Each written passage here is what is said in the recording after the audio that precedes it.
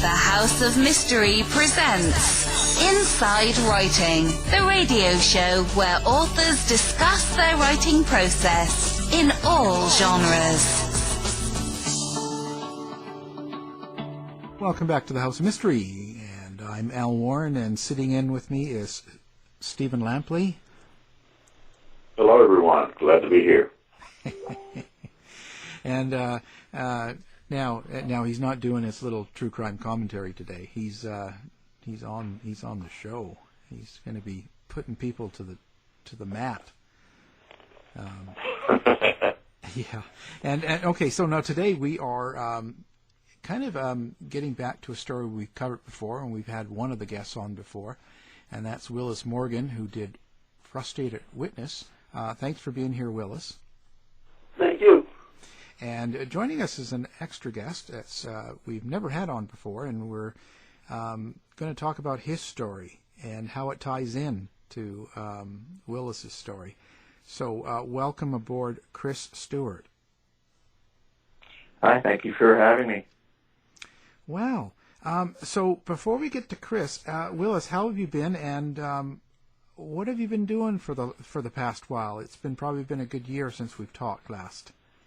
Yeah, I think it has been a year.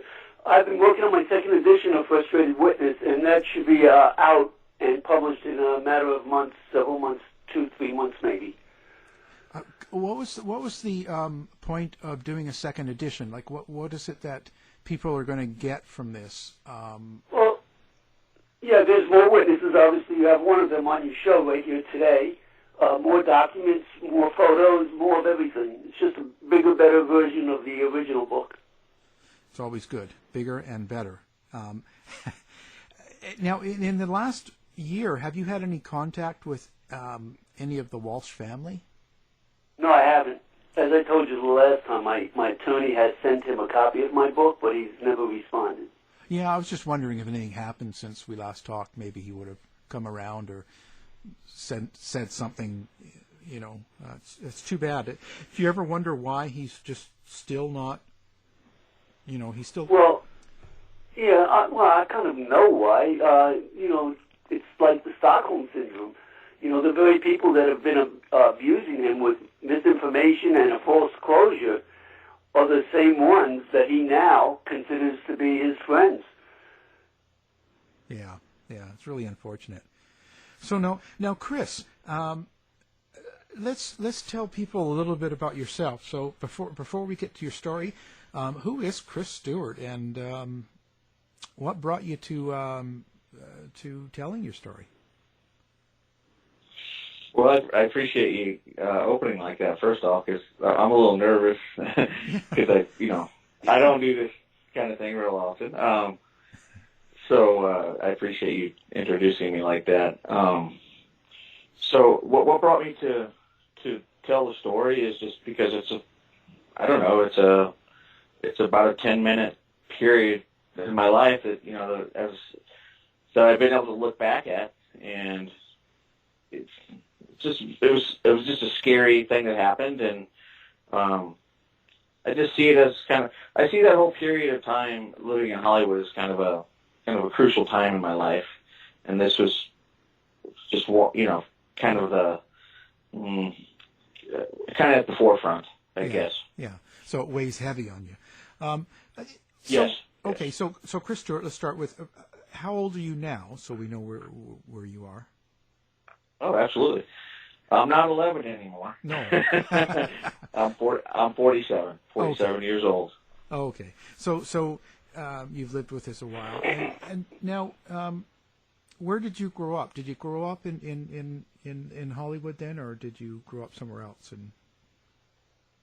Yeah, I'm from the Midwest. I'm from a small little town in southern Illinois. You might be able to tell by my accent a little bit. It seems to stick with me. So that's where I was born and raised, and I currently reside in Phoenix, Arizona. Wow, hot city. Yes.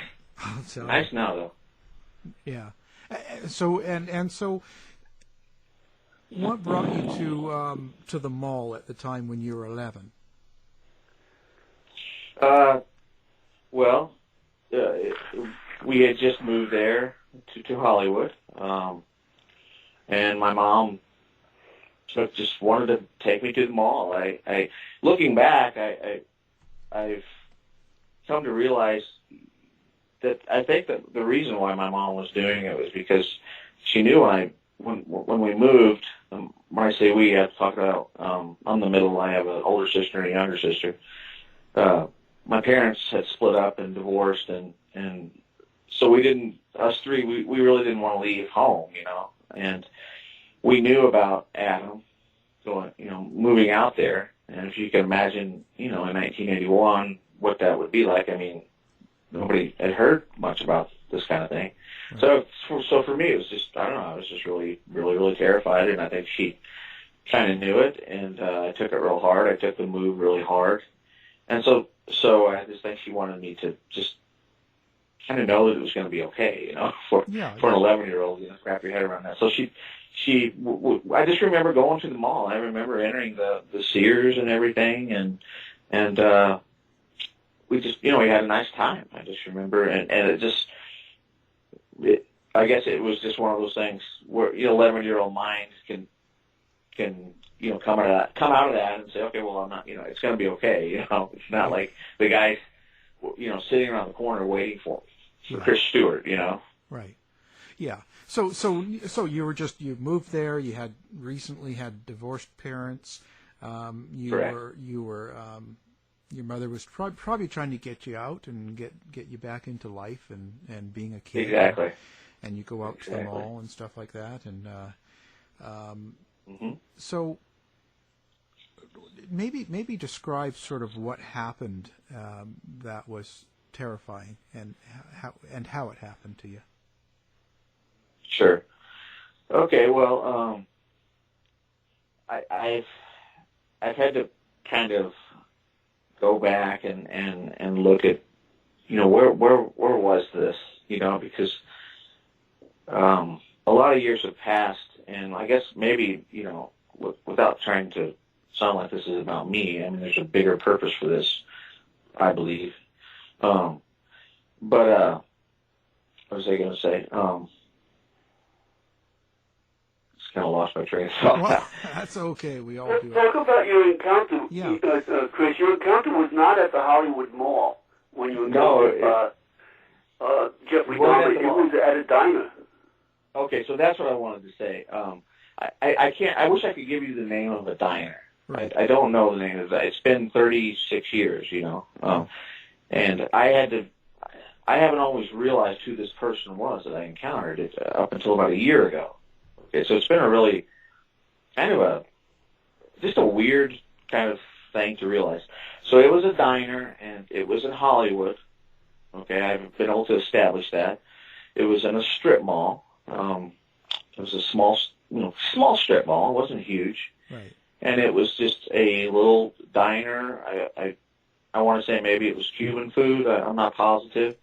And it was kind of on the corner, or the corner suite of the strip mall. And I just remember going into the strip mall and with my mother. It was just her and I, and we walked in, and there was a little description of the restaurant to maybe help people kind of understand the kind of the spooky spot I was in. As you walk in, there was tables and chairs, to my left, and then on the right you just walk along a wall. I just remember the sort of structure of this, and you kind of walk along a wall, and then as you get to the end of the wall, there's the cash register. Well, we stopped there, and we just took an immediate table there to the left. But on the other side of that wall, if you were standing at the register and looking that way, there's on the other side of the wall, it was like a little corridor, sort of hallway, and there was a payphone back there on the other side of the wall, as well as restrooms. And at some point, I imagine we had finished eating. I don't quite remember, but I said, I was very close with my grandparents, and I asked my mom if I could call my grandma and grandpa, because I guess I knew there was a phone over there. Maybe I'd go into the bathroom. I don't know. So that's what I did. She said she allowed me to do that, and And so I went over there, and I just got on the payphone and made a collect call to my grandparents, and so I was on the phone, and just, you know, I was really loved my grandparents, and this was part of the whole difficulty of moving, and I was just really, really glad to be talking to them. You know, I can remember just feeling really happy and engaged. But after talking to them about, you know, I can't say specifically how many minutes. Maybe it was 5 minutes. Maybe it was 10. I really don't remember. But I noticed that a guy walked by me. Okay. And, you know, it was kind of like one of those things where you just see somebody walking by you. It doesn't really register.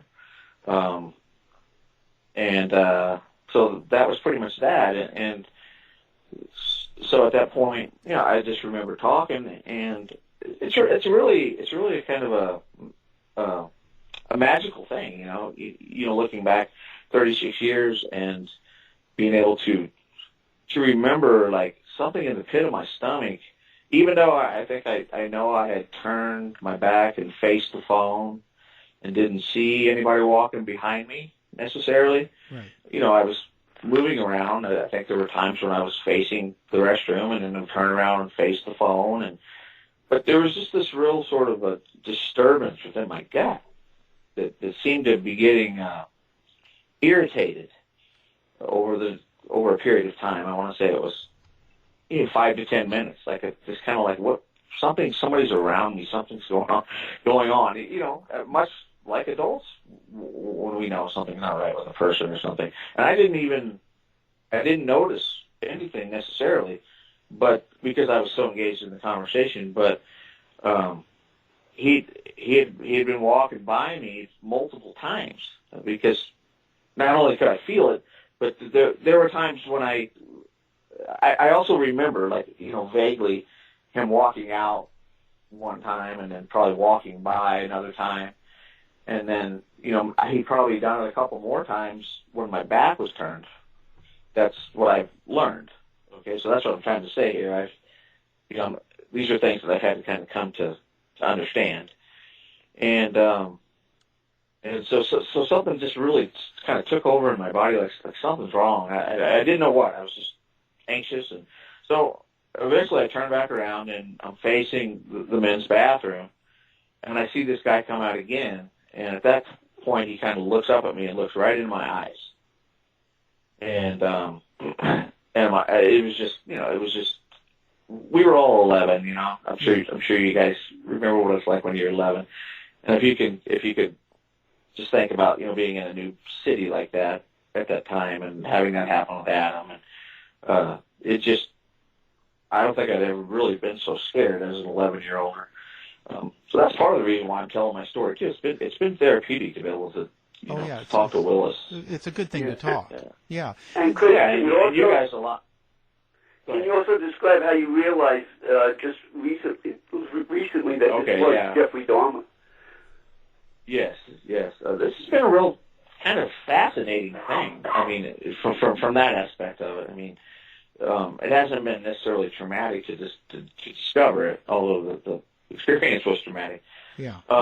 So how this happened was this was about a year ago. I was on my iPhone, and I look at all kinds of different things on YouTube. You know, there's so much information to be gained on there, and it just so happened that the press conference from the John Walsh was having with his wife, and his kids were there too, and they were basically making the statement that they discovered who took their son, and I was at that time, I remember being kind of like, oh wow, I was like happy, I was glad to know that, because I had always sort of wondered, I wondered for a lot of years.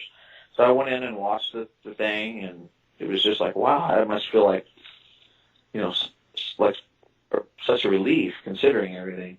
And that was it. And then the next day, I was on YouTube again, and it was I started to see these different interviews that came up with Willis and these they were children at the time, but they're adults now, and they were talking about Jeffrey Dahmer, and my first instinct was, well, there's just no way. I mean, what is this, So I just happened to click on it and decided to listen to it. I was like, this is interesting. I mean, I had no idea that Jeffrey Dahmer was ever in Florida. I mean, I really didn't. So as I was listening to it, it was just the weirdest thing. I decided to listen because I started to realize that these people were credible. And it was like it just struck me all at once. Everything that I just told you, that what happened in that restaurant, I remembered. But the weird thing was that I could never pin them together. It was almost like I just couldn't identify him, And then the first thing I did when I came off of YouTube was I went on to the internet and I Googled Dahmer young, like as a young person, and these pictures popped up with his long wavy hair and these glasses, and immediately, I mean, it was like, that's him. I had this encounter with the same guy, and it was just very surreal, and just everything at once happening to me, and it was, I don't know, it was just really weird to discover, and I just thought, I have to tell my story. I have to tell somebody about this. So this is amazing. I mean, this is crazy, Yeah. And just all different kinds of emotions going through my body. That's who this was. And originally, go ahead. When you go back when you're 11 and you're at the restaurant, the diner, and you're on the phone and you're talking to grandparents and just kind of being a kid, probably, antsy back and forth, and you finally got eye to eye, where you've noticed him staring at you in the eyes, like in the face there when he came out of the bathroom. And you said that was a kind of scary or maybe nerve-wracking. I'm not sure what. What was in your mind at that time? Like, so you're talking to your grandparents, you're fairly happy, you had some food probably with your mother, and you're relaxed and you're having fun, and all of a sudden you spot the guy, and the guy's staring at you. Can you? That's a really, really good. Go ahead. I was going to say, but can you remember what feeling came across you, and all of a sudden what you thought about this guy? Like this, what was in your mind? Oh, that's a really, really good question. Well,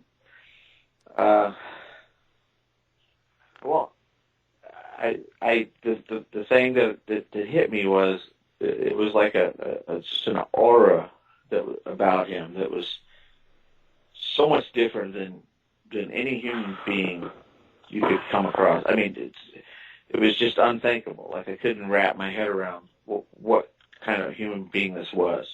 That's how it felt. I mean, I was like, it was just I couldn't gather my thoughts necessarily, but I can remember thinking that this guy has done something really, really, really bad. I mean, not just, we all do bad things, Yeah. at times. But I knew that there was something about this guy, again, I'm 11. Right. But I knew that he did something that he was dangerous. There was a danger about him. And I want to describe him to you, if you'll let me. Sure. Yeah, go for it. He when I saw Jeffrey Dahmer, I mean, and I'm not just saying this, I mean, I don't know, I haven't seen the new movie about him, but they did a really good job depicting that character. I mean, that's what he looked like, but he looked a little bit older. I mean, he looked older than that. But I don't know if you noticed those clothes that he wore. So those were the things that stood out to me. It was like, why didn't I realize this? As I saw him, as it hit me, it was like I started to look at his clothes, and he was unshaven, and his hair was messy, and he had his glasses on. I still remember the shine of the glasses, as he looked at me, and even when he walked by the first time, I mean, he just looked outdated to me, and just really, really scary. I mean, I guess it was, kind of like a Hannibal Lecter in a way, I mean, well, for an 11-year-old, I guess. I was going to say it sounds like Stephen was in there, but if now. I wasn't in there that day. No, I mean, a little bit older. Hey, no, but I'm trying to. He was scary, guys. I mean, he was really, really scary. He looked really, really, really weird. Yeah, that's really weird. I'm trying to capture. So you actually, it just came right across. It just come right across your whole mind and body all of a sudden. Everything. Fear. Everything. Everything about it. His look. And as I look back, I mean, I remember that I thought that he was very, very dangerous, and he wanted to. I've come to realize that basically this person he wanted to kill me. I mean, I know obviously this is in hindsight. I mean, I know about Jeffrey Dahmer now, but I know we all have learned what was on Jeffrey Dahmer's mind. I mean, he killed people. Yeah. And had sex with them basically. So just to realize that, and then it all made sense when I realized, well, he wanted to kill me. I mean, no wonder I felt that way. Yes, he was definitely in predator mode that day, for sure. Yeah. Right. Yeah, he wanted to kill me. If he would have had the opportunity, he would have grabbed Chris. I mean, that's what he was there for. It's pretty obvious that, Jeff had access to a blue van. He was riding around, so he would have needed to stop to use restrooms. He would have needed to get gas in the van. He would have needed to eat, because it was a number of months that he had access to this blue van. And it's the same blue van that was seen at all three sites that are relevant to Adam Walsh's abduction: the Hollywood Mall, the turnpike where Adam's severed head was found, and the location where Jeffrey Dahmer worked, and where I believe Adam was murdered, in the meter room behind the store where Jeffrey Dahmer worked. As well, listen, you can go to my website, frustratedwitness.com, and listen to other similar stories to Chris, of other witnesses that have had encounters with Jeffrey Dahmer when he was down here, and they all say very similar things to what Chris is saying. His aura, his persona that day, because most of them he was always in predatory mode. Even the day I had my encounter with him, at first I didn't realize he was in predator mode. I didn't realize, my feeling was that he was just very, very, very lonely, and he wanted someone to talk to really bad. But it became so intense, the encounter, and I was 34 at the time, and I was a little nervous with this guy staring at me. And so I was watching him, and I'm one of the witnesses at the Hollywood Mall, and this was at the same location where Adam was abducted on the same day. And I actually saw him going into the toy department, but then I turned around and left. So you had the same feeling with this? Like you had the same sort of... Oh, absolutely. That's why I followed him. Yeah. I knew somebody was going to be in trouble, and this was before Adam was abducted. But I turned around and left, and I didn't know about an abduction until later on that night, that evening, when I heard it on the news. And I knew it had to be that guy I followed to the toy department. I just didn't know who he was until 10 years later. Similar to what Chris is saying. It would be years later before he realized that was who the guy was. Yeah.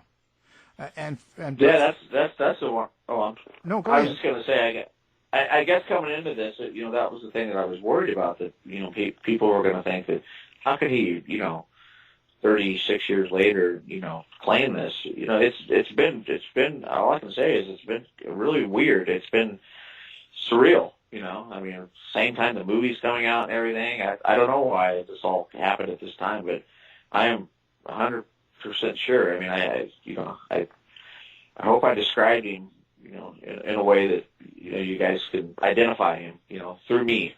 Well, you did very good, Chris, because if you listen to the other witnesses on my website, you'll see they all have the same description and feelings that you had. Mm-hmm. Because there's other pictures I know where he's got short hair and a mustache, and so I kind of had to go back and do my research and see that, I mean, that was just one look that he had, and Yeah. and that's, Well, we all change, as time goes, do things. Sure. Sure. So when you saw that, can you follow through, and what did you do once the eye connection happened and you were like, oh, this guy's evil, and you kind of got the fear on a little bit. Where did it go from there? What happened after that? I basically went into shock mode. I think I really did. I went into shock, and I don't remember exactly what I said to my grandparents, but I know it was, I have to go. I have to go. I'm going to go ahead and go. Yeah. And that was probably just about it, because I was. Did you go back to your mother, and did you tell your mother then, or? Yeah. So then I hung up the phone, and I walked over to my mom, and I can still remember, like, my breath was. I could hardly breathe, like I had to catch up with my breathing. And as I walked over to her, I was like, "Mom, this guy's watching me," and she was like. She kind of took a deep breath. She said, "Who?" And at that, she had her back to the the register and the little corridor area. And as soon as she said, "Who?" I said, "That guy right there." And he came walking. I guess he'd gone back in the bathroom again, and he came walking out. And as soon as she turned around, he was right there. I mean, just visible. And he just walked out the front door. Walked out the front door and took off, and I just looked at my mom, and I said, "That guy, it's just not right." And yeah, I mean, that's another story, in terms of my mom and that kind of thing. But I don't think she realized the severity of it. Well, no. I mean, it's not something. How could she, right? Yeah, it's not something that you're. Typically, I mean, I don't go to a restaurant and sitting there thinking, okay, who's going to kill me and who's a murderer. That's kind of That's not, especially in '81. I would imagine she wasn't thinking in those terms, Right. So since then, how has this affected your life? Like, especially the last year here. Now that you're talking about it now. You've met with Willis, and You've given your statement, sort of, and you're moving on. How's this affecting your life now? Well, that's a really good question too. I appreciate you asking I do this for questions. a living. Well, it's been kind of a thing where I guess I'm still asking myself that, like how did that affect my life? I'm not quite sure how necessarily it did. I think it has. But I definitely feel, I guess, just for my own well-being or my own perspective, it's been kind of like I needed to talk about it, so it's kind of been therapy to talk to Willis and have somebody say, I believe you. You describe this person. I can tell that you're telling the truth. I know that you're telling the truth about this. So it's been just really, because, I didn't really have that from my mom at that time, and again, she didn't know, and, so, I don't know. It's affected my life. I can tell that it's affected me in ways because of the fact that I've needed to really discuss it. 36 years later, after kind of realizing it. How do people around you respond? But I don't tell everybody about it. It was a long time ago, and it is something that is going to be in the past, and I mean it is in the past, obviously, But although I do hope that something better could come out of this, and I know Willis has he's seeking good, he's seeking good in his works, and I hope that I can contribute to that, and through this. But I'm close with my siblings and stuff, my sister and stuff, and she lived there at the time, and she remembered the restaurant, and she wasn't there that day. She asked me, she said, "Are you sure I wasn't there?" And I said, "If you were there, you would have remembered it." She goes, "Oh yeah, you're right." I'm really close with my sister, And it was just not a good. It was nothing against Florida or Hollywood, Florida. It was just kind of the breakup of our parents, and it was just a time that was tough. So I don't really, I don't go around telling too many people about it. I've told a few people about it, and especially her, and they believe me. I talked to my mom about it a little bit, and she said, "I'm just so thankful that you had the instincts or whatever it was that that God gave you, something that told you that something was wrong there." It's kind of amazing. I didn't realize that we can have these sort of intuitions as a child. Oh yeah, it's possible. So Willis, how did you come across Chris? Chris actually contacted me. Again, he was watching that closing statement from John Walsh, and then the next day, YouTube has a way of connecting videos similar to the one you're watching. So when he went to YouTube, all of a sudden, other YouTube videos started popping up, and one of them was an interview I did with Mia Taylor, another witness who was at the mall on the day Adam was abducted. And that's the interview that he was referring to when he said he heard another interview. And so then he contacted me after that on my Facebook page, I believe it was. And Terry, too. As well as your co-host there. Your host also had his own encounter with Jeffrey Dahmer, although it was a completely different setting because Dahmer wasn't in predatory mode. But he's had a number of encounters or meetings with Jeffrey Dahmer. Stephen. Okay. Yeah. Back in the day. Yeah, it was a few years ago. That was in the 70s. Actually 79. It would have been 79. Wow. And Dahmer was going through medical school in Fort Sim, Houston, Texas, and Steve was also there at the same medical school. Well, you guys will have to forgive me. I'm learning here too. That's interesting. Oh yeah, there's plenty of encounters. I didn't know. A lot of people have had experiences with Dahmer, and sometimes they didn't realize it, and now it's kind of coming out that way. Well, yeah, and also, Al, keep in mind that Dahmer's boss said Dahmer would come in with scratches all over him and his eyeglasses all busted up. So obviously those were encounters. I'd love to hear from those people. There has to be many, many encounters out there with people that have stories to tell, similar to Chris's story and other witnesses. Well, and do we know now was Dahmer the type that would cruise other men in the bathrooms as well for maybe just for encounters and not necessarily to kill them? Do we know about that? I know. All I know is in Milwaukee he did go to gay bars and malls, and down here he obviously went to malls because he went to not only the Hollywood Mall but the Twin City Mall in West Palm Beach where he tried to abduct Terry Keaton. And you can also listen to Terry Keaton's statement on my website, frustratedwitness.com as well.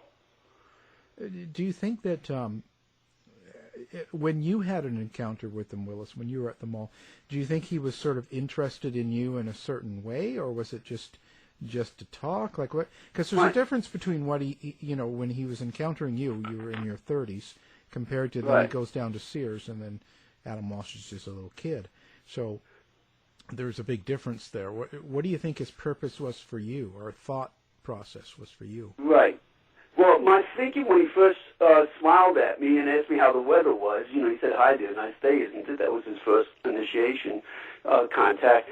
But my thinking was this was just some goofy guy that wanted somebody to talk to really bad. But as I didn't respond to him, it became more and more intense. And as he finally stomped out of the Radio Shack, because this was in a Radio Shack in the same mall, I knew right then somebody was going to be in trouble. But again, back in 1981, never did I think a 6-year-old boy would be in trouble. I was thinking he was going to go up to somebody else, an adult like me, right. And there would be a words exchange, a shoving match, a fight at the most. I never dreamed that there would be an abduction of a child. Yeah, because that's not. But obviously, he did leave this feeling of being a very, very dangerous person, and that's why I was watching him, keeping an eye on him. But when he went into the toy department and didn't come back out again, I was thinking, he must be playing the video games, and so I just turned around and left and went home. Yeah. Do you ever think about what would have happened if you would have struck up a conversation with him? Well, I wouldn't have, but yeah, obviously, my thinking at the time was once you say anything, that initiates more conversation, and I just didn't want to even have a conversation. I was in Radio Shack, not to look for somebody that I converse with, Yeah. So I just didn't want to converse with anyone, so I just ignored him, and he didn't like that too much. No. But, obviously he was looking for somebody to go with him or whatever you can imagine. My feeling of what he was up to has changed since he was captured, and I realized who this was and what he did in Milwaukee. Obviously, I'm thinking, that's what he was doing. He was trying to, get me to go back to his apartment maybe and offer me some drinks, Yeah. He with some sedatives in or sleeping pills like he was doing. Who knows? Who knows what he was going to do after that? I'll never know because it never happened. Yeah. Yeah, you could have been lunch. Yeah, literally. Yeah. So now, so Willis, so you're going to put this book out. How many people have you come across since the last edition? How many more witnesses or people that have talked to you since then? I've had a few, but the hard part is figure out who's trying to just inject themselves into the case and who's a genuine witness. Right. And from talking to Chris for a number of times, directly by phone and Facebook and other ways, I could see Chris is telling an honest, true story about an encounter. But I've had others that you could tell they just try to inject themselves in there, so I don't want to use them. But, yeah, there have been others. Yeah, you're going to have to be careful, right? You want to be accurate and tell the truth. And right. So what kind of advice do you give to someone like Chris that comes to you, and once you've talked to them a few times and you kind of figure that they're real, you've decided, okay, this person's pretty honest, pretty accurate, and has had some experience. What's your advice for someone like that? Well, I appreciate Chris coming on to your show because Chris, like me, I've never done a radio show in my life until this case. And I was on quite a few radio shows since, so I'm not really a talkative radio show, one of your best hosts or guests that you could have. But I've come to learn to do this, and I'm sure Chris will get better at, speaking on radio as he does more shows. The first show is always the hardest, and this is his first show. And I've just come to accept doing this because, I just cannot let a police department pin a murder on an innocent man. And they're known for doing this down here in South Florida. There's been many people that have been put in prison and found decades later to be innocent with DNA. And then when you find out how they ended up in prison, they were just like railroaded there. Yeah. They go after the poor, the weak, the downtrodden, who have no education, no money, no family to come to their aid, and they pin murders on them. Fortunately, in the Adam Walsh case, the person they pinned this murder on was already deceased. He died in prison for another unrelated case. So he didn't get to spend any time in prison on the Adam Walsh case. But there have been many others. There's Frank Lee Smith spent 14 years on death row where he died of pancreatic cancer before they found out that he was innocent. And then you find out how they get witnesses, to say that it was him by showing them, in some cases, an array of photos. And when a witness doesn't recognize any one of them, they'll say, "You sure it wasn't this guy?" They'll point one out, which Stephen can tell you that's something they're not supposed to do. And they'll say, "We have proof it was him." And some witnesses not wanting to let a murderer of an 8-year-old child get away with it will make the identification. Yeah. And so that's what they do. And they try to do the same thing to some of the Adam Walsh witnesses. Because Jenny Ward was one that told me that Detective Mark Smith tried to get her to assign and date the back of one of the photos. It was the photo of Otis 2, which was a number 5 photo in a 6-photo lineup. But she refused to do it. But he did the same thing, telling her he has proof that it was him and all this, the exact same thing they tried on her. Yeah.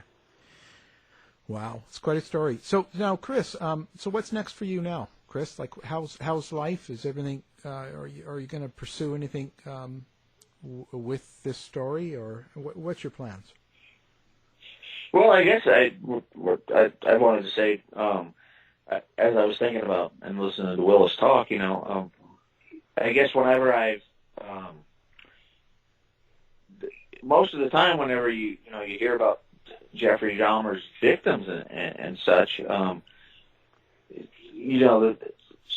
what some of the psychiatrists have said is the kids weren't his MO, and I'm not saying that they were his main MO. I guess I just when I hear that, or when I see that, I'm just a little surprised that they don't.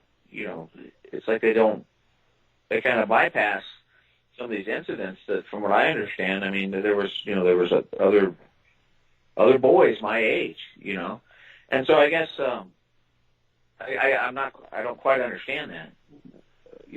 I mean, I do and I don't. I understand that was why he was originally arrested, because he was killing grown men. But I mean, there's tons of encounters with. Yeah. And keep in mind, when you talk about MOs, the only reason it doesn't fit as MO is because the police are trying to distance themselves between Dahmer and the Adam Walsh case. And Adam had his head severed. That's something Jeffrey Dahmer has done many times over. So if that doesn't fit his MO, I don't know what does. Frankly, I just think that someone forgot to tell him when he was down in Florida that he had an MO to stick to. Yeah. Yeah, you can't always, people, they put, references on things, so they sort of say, well, this is this typical MO. And sometimes it is, but then sometimes right. They change. And Stephen can tell you, because, that this is more his expertise, that the book on MOs have been rewritten many times over. I mean, look at the DC snipers, they were supposed to be some white redneck. Yeah. With a white van. There was never no white van. There was never no white redneck with military background. It was two Jamaicans. Right. Yeah. Oh, yeah. No, I mean, one of my books was about Rodney Alcala, the game show killer, and he did that. He was killing and attacking 6, 8-year-old girls, but at the same time he was doing it in New York with 35-year-olds. And right. And strangling one and killing others and shooting others, and so it's not always cut and dry like that. So right, and also it's the neighborhood you're living in too. He was living in a black neighborhood, so near gay bars, so naturally, most of his victims ended up being black gays. Right. Yeah. Yeah. There's all sorts of angles to it. So, wow. I guess that's what I don't understand is how come these psychiatrists. And I forget their names. I mean, I know there's a couple of them that are pretty renowned and stuff. And maybe it's because they just don't want to come out and say that publicly. But I mean, if we can figure this out, well, I don't understand how come they can't. Well, they have to write up a formula. Listen to George Palermo, Dahmer's psychiatrist that the court appointed during his trial. I mean, he says Dahmer definitely didn't go for 10 years after Stephen Hicks without committing a murder. So, I mean, he's spot on with his theories. Yeah. And what they do is they work up a formula and they stick with it. And it works in the majority of the cases. So that's kind of what they go with. But it doesn't mean it's going to be with all of the cases. So you just kind of take it on that way. Like if they do up kind of an MO or a forensic idea of what someone is, and it might be right most of the time, but it's not 100% accurate. There's going to be mistakes. There's going to be things that they read wrong. So it's kind of one of those things. They I hope most cops do the best they can with what they know, and you kind of hope for the best output. But it doesn't always work. Sometimes an MO, while that's their preference, they have to act on what they have. So an MO, while it's oftentimes a guideline, you can't expect to stay on that straight and narrow because it does vary. There are opportunities and their victims, they sometimes take them where they can get them. So staying on a straight and narrow MO is not wise. Right. Yeah. Mm-hmm. So you just kind of take it with a grain of salt. Right. Yeah, like, But that just always seems to come back up, though. When it comes to Adam Walsh, I guess is from what I've heard. And that always seems to come back up as far as who his killer was. And yeah, well, until something changes in their mind, until they get evidence that they accept as something different, they're not going to change it, and they're just going to keep repeating it. So you just kind of have to take it as is until it does change. And, kind of a shame, though, I guess, when you're on the sidelines, Oh, totally, because observing that, not everything is 100%. Not everything is 100%. Well, in the Adam Walsh case, let me say that, in the beginning, they botched this case up so bad that when Jeffrey Dahmer was captured, they just didn't want to make the connection. It's like, when you mess up, never fess up. Yeah. And it's the same thing. Milwaukee police are doing the same thing. There was one guy that was murdered in the exact same building where Jeffrey Dahmer was living, and they don't want to make the connection to Dean Vaughn, who was living one floor above Dahmer in apartment 308. Dahmer was in 213, because that was an open homicide investigation when Dahmer was captured. And they gave a young boy back to Dahmer, who Dahmer immediately murdered. And there would have been riots in Milwaukee had the public known how bad the police really messed up and that they just ignored people in Milwaukee because it was a black neighborhood. Yeah. And I guess that would be my answer to you, Alan. I hope that I did get your name right? Oh, yeah. Alan? Yeah, sure. I guess that would be my thing is because you'd asked me, going forward, what's next for me. And I don't have Willis's book. That's something that I want to purchase. I'm just kind of interested in other people who had encounters like I did. And I guess I have my doubts, don't get me wrong. I have a lot of doubts, and I'm sure you guys all do too. But I guess I just would hope that maybe something, or some way, somehow, that they could maybe figure this out, and say, hey, maybe he did. Maybe he did. Maybe he was the one who took Adam and killed him, and I don't know, but I understand. I couldn't imagine, being his parents and all that. I'm not going to speak on their grief and all that, but it would be nice if the truth sometimes could be known. I think that all we can do is, and don't think about doubts and negativity. You just think, all you can do is share your experience. Tell people how you feel, how you see it, and what happened to you, and leave it at that. There's nothing more we can do.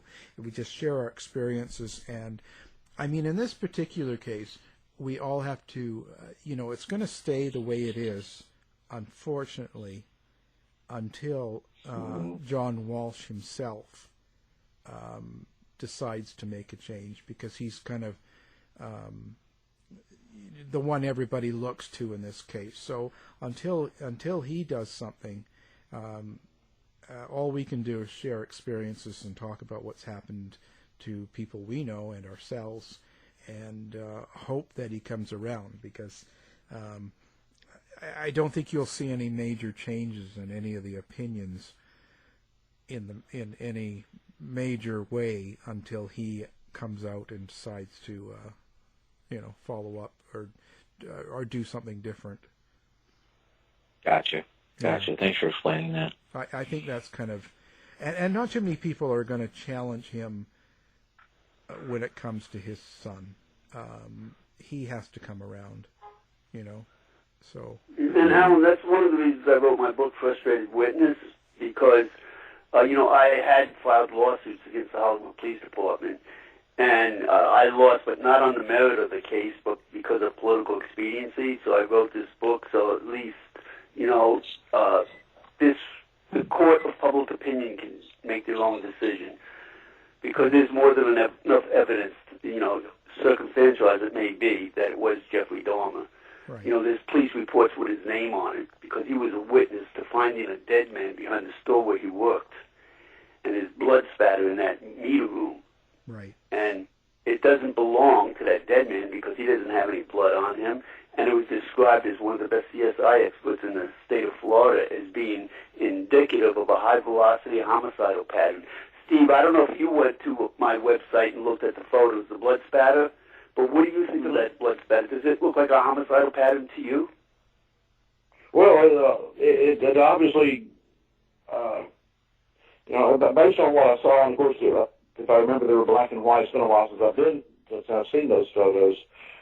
Yes, it does. It doesn't look like it was cut. It obviously wasn't a paper cut. Right. So let me tell you what the Howard Police Office says about that blood spatter pattern. They said it could have been two pit bulls that got into that meter room and had a fight. Miami-Dade Police Department, Chuck McCulley told me, he's the lead homicide investigator over there in Dade County, told me that he thinks a bird flew into the wall. Because there was a bird in that room, but it was only 2 inches long. Yeah. Yeah, so you see where we're at. Yeah. Well, That's why the cover of my book, Alan, is a picture of that meter room. And I changed the crime scene tape because my attorney told me every time she looks at that cover, she thinks the crime scene tape should say, because now it says crime scene, do not cross. But she thinks it should say crime scene, do not investigate. So that's why I changed the crime scene tape. On the second edition, you'll see it says crime scene, do not investigate, because they do not want to investigate that meter room. Yeah, they've absolutely refused. That's good. Give that person a raise. Yeah. Well, this has been very, very interesting. Very good. Thank you for both being here. And now, give your website and book information one more time, Willis, if you will. Yes, the website is frustratedwitness.com. That's the only website you need to know. I have two websites, but you can link to the other website where all the police files and records are. It's Justice for Adam, but you can just go to my first website and get there. You can go from frustratedwitness.com. You can go to the Facebook page. You can go to Amazon and many other places where you can also look at different interviews and different video trailers that I've done for the book. Fantastic. And we will link that to our website as well and put your book on there. And again, thank you, Willis. And what can I say? But thanks very much, Chris Stewart, as well, for telling your story. Oh, thank you. I really appreciate it, Alan.